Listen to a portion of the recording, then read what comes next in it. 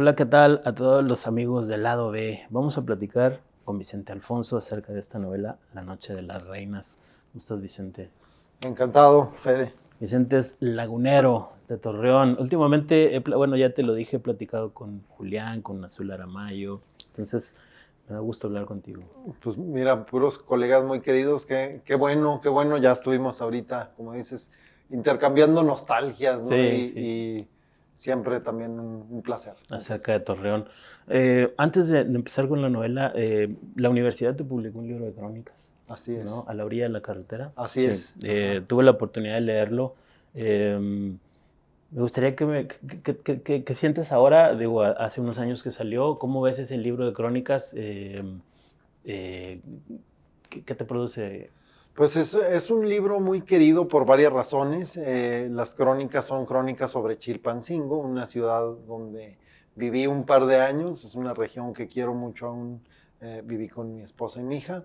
Este, y también por el sello que lo publica, la Autónoma de Nuevo León. Ujú. Como te comentaba hace unos minutos, yo estudié aquí entre 95 y 97, si mal no recuerdo, ahí en la Unidad Mederos, en la Facultad de Música. A un lado de Hice la algunos, estación de radio. exacto, algunos semestres de la licenciatura en composición, entonces pues es también como de alguna manera otra vez tener un pie ahí en la uni, en la querida uni.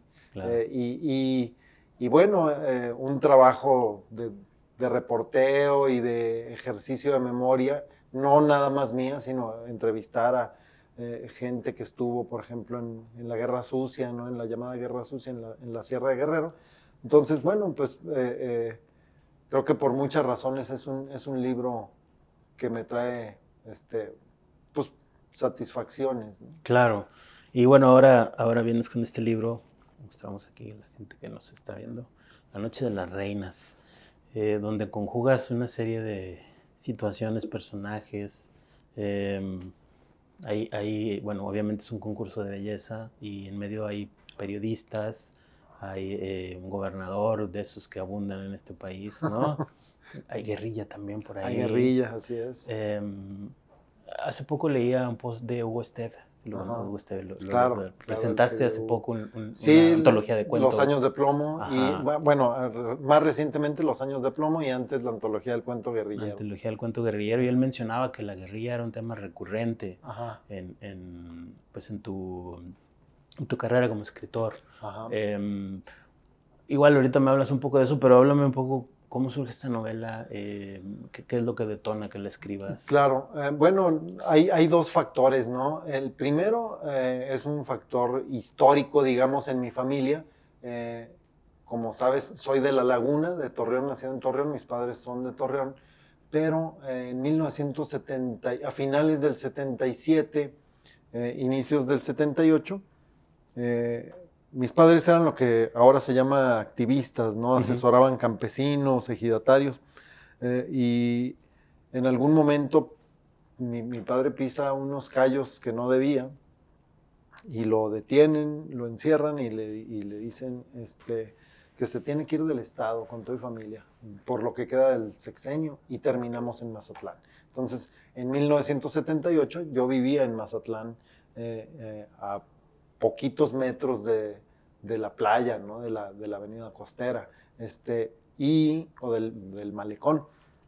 Y bueno, ese es un recuerdo familiar, ¿no? Uno de mis primeros recuerdos en la vida, no el primero, pero de los primeros. Yo apenas sabía caminar, y recuerdo haber andado por ahí caminando con mi madre, muy cerca de la playa, y que la gente estaba muy preocupada porque había amenaza de huracán. Entonces es una imagen que me quedó siempre muy presente y que es digamos, la atmósfera de la novela va avanzando hacia ahí, ¿no?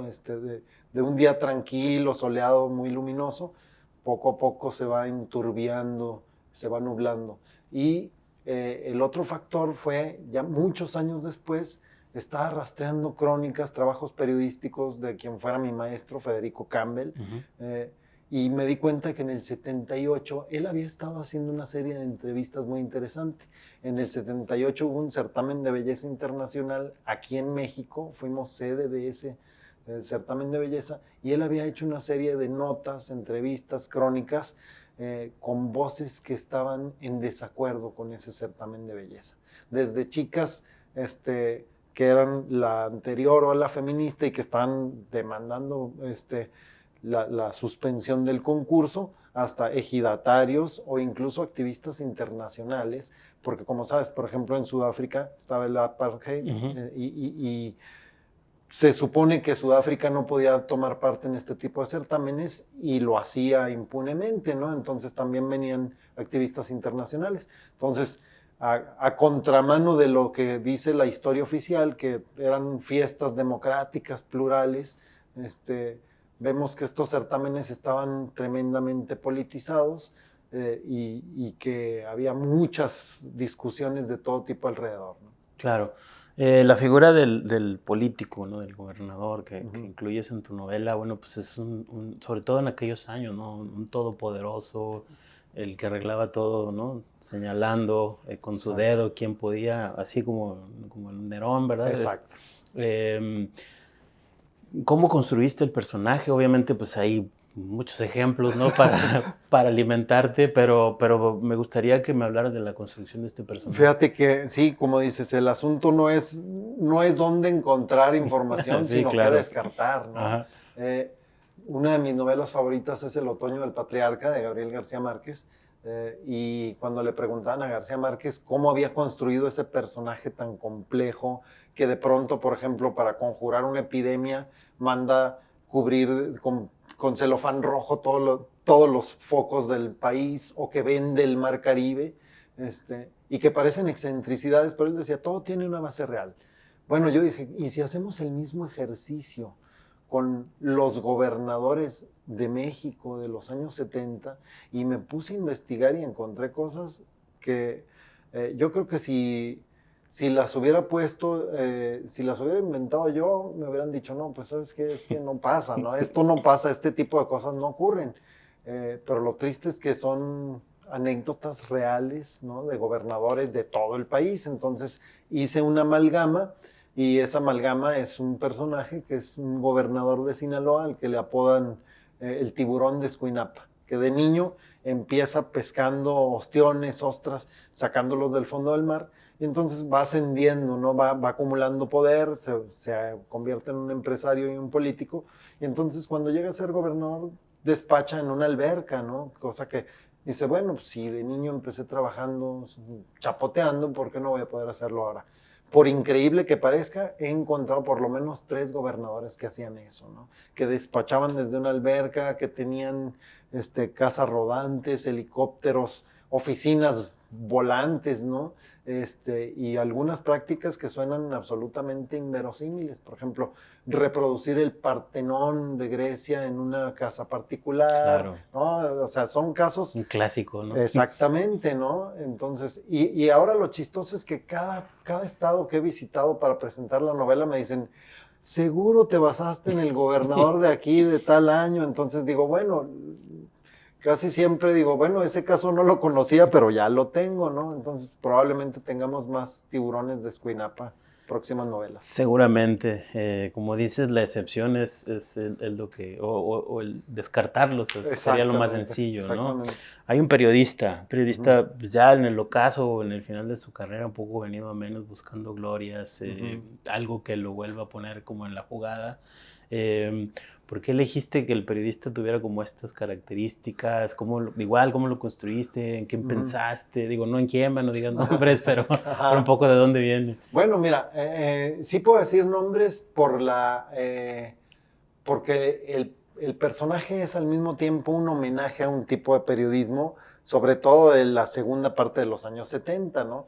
Si hablamos de periodismo en México, años 70, el golpe Excelsior es ineludible, ¿no? Sí. Entonces, en el 78 Excelsior el Proceso, que es, digamos, el siguiente proyecto periodístico de don Julio Scherer, pues fue como un parteaguas también, ¿no? Una resistencia periodística, pero no eran los únicos, ¿no? En muchos lugares he encontrado ejercicio periodístico, por supuesto hay todo un panorama, ¿no? Pero sí existían también periodistas muy comprometidos con este ideal, ¿no? De ser insobornables, por supuesto, y ayer lo platicaba con un colega, Carlos René Padilla, en el Zócalo, eso les exigía un cuidado extremo, ¿no? Tenían que aprender muy bien a caminar en el filo de la navaja. Y este personaje al que llamo Jacinto Garay justamente deriva de este tipo de periodistas. Por ejemplo, recuerdo muchísimo una crónica de Vicente Leñero en el 76 que se llama La Noche de las Bellezas Frías, que es sobre un final del certamen Señorita México y que está incluido en su antología célebre esta de periodismo de emergencia. Y es una crónica muy crítica. Esta serie de crónicas que te digo que hizo Federico Campbell, o por ejemplo Ricardo Garibay también hizo un montón, ¿no? Y que es muy, muy cercano a este personaje. Pero pensaba incluso en el mismo Hemingway, ¿no? Que es muy mencionado en la novela, claro, y que también fue periodista muchos años. Entonces es como este personaje que tiene que estar cerca de las figuras de poder y que siempre está tratando de tomarle el pulso a esta relación para no estarlo ni de más de cerca ni tan lejos que no pueda ejercer el oficio, ¿no? Entonces creo yo que es por un lado un homenaje y por otro lado una reflexión sobre cómo hacer el periodismo, ¿no? Sí, que no siempre le va de lo mejor al pobrecito, ni siempre toma las mejores decisiones, ¿no? Por supuesto. Sí, bueno, pues así es la vida, ¿no? Exacto. Te mencionaba el post que leí yo de Hugo Esteve, a quien le mandamos un saludo. Sí, saludos, buen Hugo. Y habla sobre la guerrilla. Digo, tú sabes que es una persona un escritor, investigador, que ese es uno de sus temas predilectos y que ha ejercido con un rigor, ¿no? Y una seriedad. Y te mencionaba a ti acerca de La Noche de las Reinas, que era un tema recurrente. Sí, claro. Bueno, con Hugo tenemos años ya de conversar sobre los temas. Creo que sí, sus investigaciones son estupendas, ¿no? A veces tengo una duda y le escribo y le digo, oye, no localizo tal libro, el testimonio, o dónde puedo encontrar. Y Hugo siempre responde y muy rápidamente. Entonces sí, efectivamente, un saludo.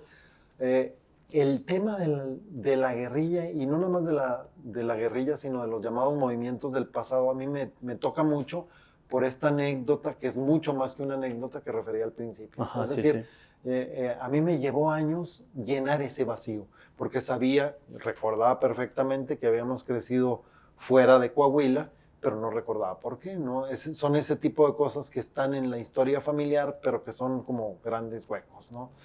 A la fecha mis padres no hablan del asunto, he ido teniendo que llenar o completar el rompecabezas a partir de investigaciones mías, pero me parece que es de algún modo en el nivel de lo individual lo mismo que nos pasa como sociedades, ¿no? En lo colectivo. Es decir, estamos en un momento en donde tenemos la oportunidad, por lo conectados que estamos, por la facilidad de ir llenando huecos también en la memoria colectiva y de reescribir la memoria colectiva. ¿Por qué? Porque durante muchos años hubo versiones oficiales que no se sostenían, ¿no? Crímenes políticos que eran a los que les daban carpetazo, etcétera, ¿no? Un montón de cosas que tenemos que voltear a ver, reflexionar, y entonces creo que es uno de esos elementos es este tipo de cosas que pasaban en donde se criminalizó a muchos muchachos y al margen de que tuvieran o no razón o de qué tan efectivas o no fueran las medidas que tomaron, bueno, por lo menos tener la conciencia de que fueron cosas que ocurrieron, ¿no? Claro. Antes de que se nos acabe el tiempo, Vicente, te quiero hacer unas preguntas de música. Encantado. A ver, dime, ¿qué escuchabas cuando eras niño? ¿Cuáles son tus primeros recuerdos? Cuando era niño, fíjate que de lo primero que me acuerdo, y eso sí es de los primeros recuerdos que tengo, a mi madre le gustaba mucho Tchaikovsky, la marcha eslava. Teníamos una grabadorcita chiquita de esas, muy pequeñitas, y teníamos solo 2 cassettes de música clásica, o sea, realmente teníamos una banda sonora muy limitada, pero uno de ellos era la marcha eslava, y a la fecha me gusta mucho escucharla cuando escribo. Qué chido. ¿Y qué fue de lo primero que tú elegiste o compraste? No sé. Ajá, fíjate, de lo primero, Ahora justamente estaba escribiendo sobre eso, And Justice for All de Metallica. Okay. Metallica sigue siendo mi banda favorita, he crecido escuchándolos. Te estoy hablando de que yo compré And Justice for All el año en que salió en septiembre del 88, y he seguido a la banda muy de cerca. Pero además, o sea, me gusta mucho la música, me gusta todo tipo de música.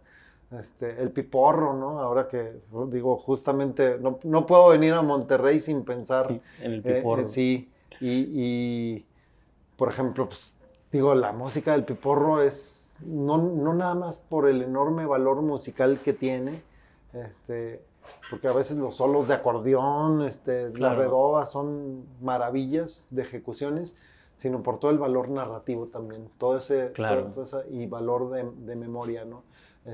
Me gusta mucho también, por ejemplo, la música de trova, ¿no? Y el rock pesado, muy pesado también, o sea, bandas como Death, ¿no? Dayside, Obituary, Sepultura. Ahora ya eres metalero, Sí, metalero. muy metalero. Okay. Hace unos días platicaba con Antonio Ortuño y claro. me decía, tú eres el único con el que puedo hablar de estas cosas. Sí, pues sí. También, ¿sabes quién? Y estamos ahí en su tierra, Daniel Salinas Basabe. Claro. ¿no? Sí, Daniel, sí, también es bien metalero, ¿no? Entonces, Igual, igual que Antonio, sí, yo creo que... Sí, le decía que tendríamos que armar una banda de rock. Una armada invencible, ¿no? Exacto. Memorando a Antonio Ortuño. Sí, platicábamos justamente a partir de la Armada Invencible.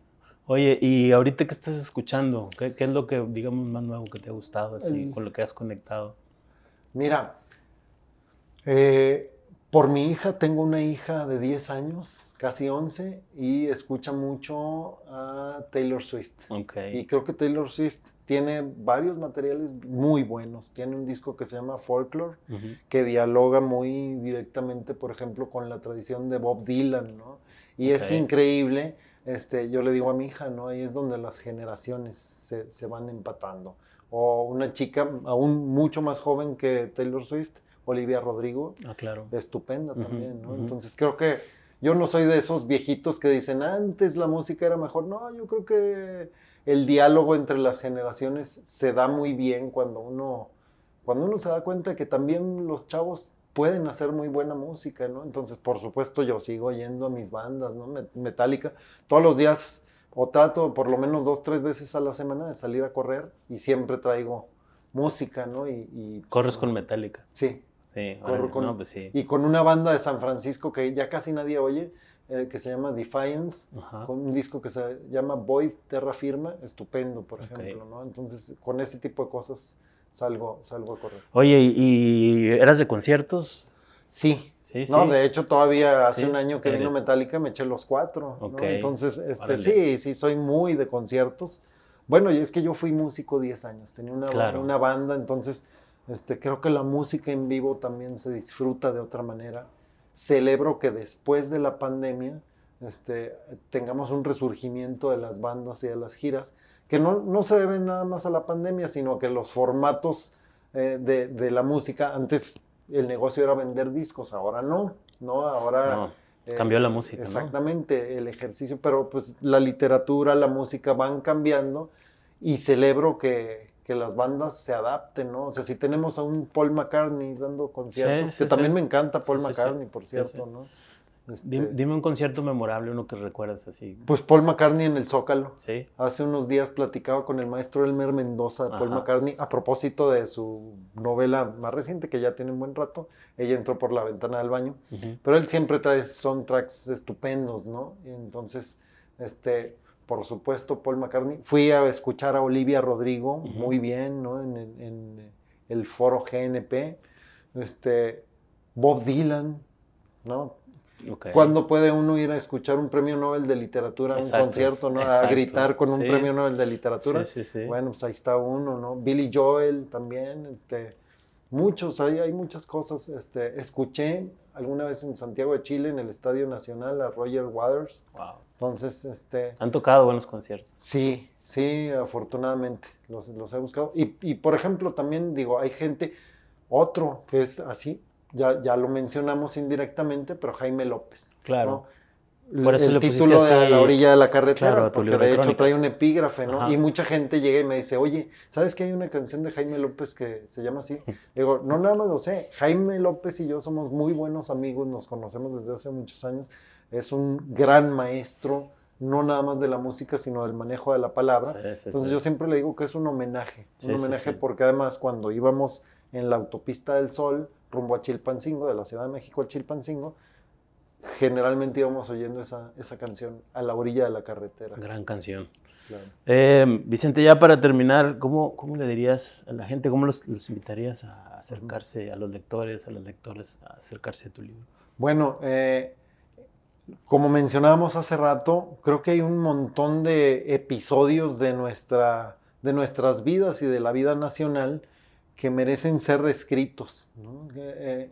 Cosas que nos vendieron como festejos felices, quizá no lo eran tanto, ¿no? Entonces yo estoy tratando de justamente de reabrir esos episodios. Creo que no solo yo, por supuesto, hay muchos escritores que lo estamos haciendo para, para darle derecho a esas voces que no fueron escuchadas. No se lo vamos a dar nosotros, quienes les dan derecho son los lectores, ¿no? Porque las voces están ahí, los testimonios están ahí, y creo que es necesario, ¿no? Escuchar un montón de cosas que en ese momento estaban en circulación y en discusión y que fueron borrados de un plumazo por la historia oficial, ¿no? Por las versiones Claro. oficiales de la historia, como dicen en los procesos legales, ¿no? Les dieron carpetazo y se acabó. Y se acabó. Gracias, Vicente. Al contrario, un placer. Un placer. Listo.